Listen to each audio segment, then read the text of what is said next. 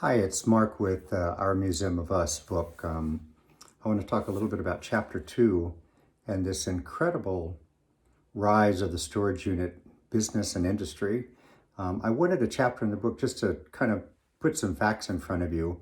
And I'm going to read a couple of them just here just to highlight them. Number one is that the amount of storage capacity as of March of 2020 is something like 1.7 billion and 2.3 billion square feet, which is roughly the size taken up by 30,000 football fields. I did the math on that. I'm not sure that I'm right. I think I'm pretty close. But imagine 3,000 football fields full of stuff, if you just laid things out at kind of a ground level. 3,000, 10,000. I mean, wow, it's just remarkable number. And then if you get up all the way to 30,000 football fields. So that's one word picture I wanted to give you. The other word picture I wanted to give was the 4 million 18-wheeler trucks. And again, I just measured the size of an 18-wheeler truck. I hope, I'm blown away, and I've been researching this for some time, that's how much stuff, that's the storage capacity that we've got in at least this country, and that doesn't account for other countries as well.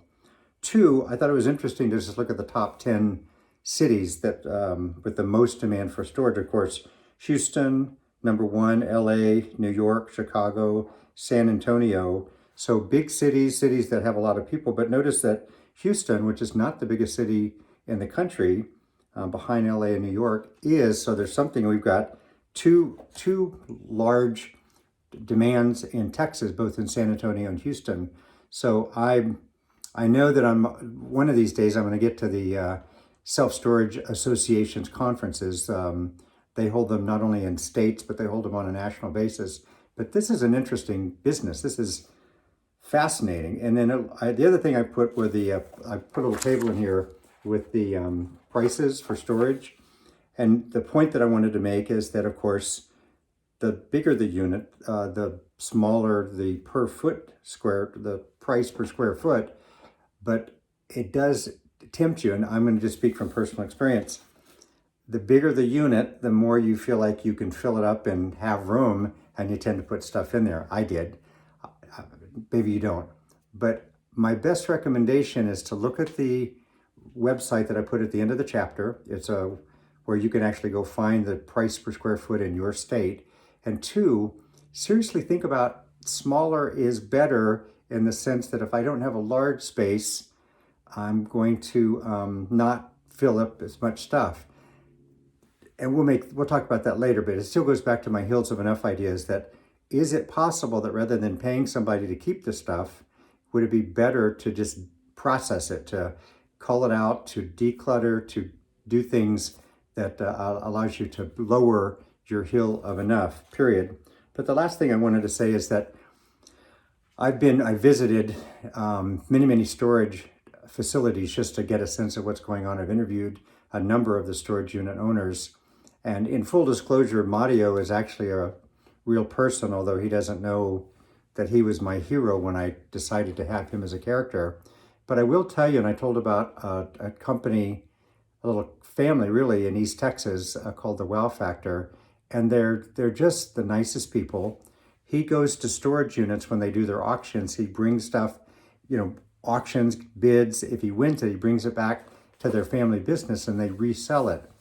And so just to make a quick point, here's a family that has made a living out of dealing with things that people leave behind. For whatever reason, they leave their storage unit behind. And this family is processing that things into things that people like you and I go as sort of what we would call a secondhand store.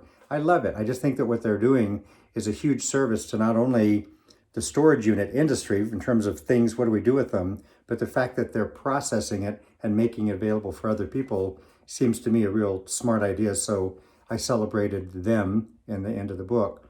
I would encourage you to look, though, at the storage unit industry, kind of the challenges they have because they're growing bigger, and what they have to do with stuff that's left behind.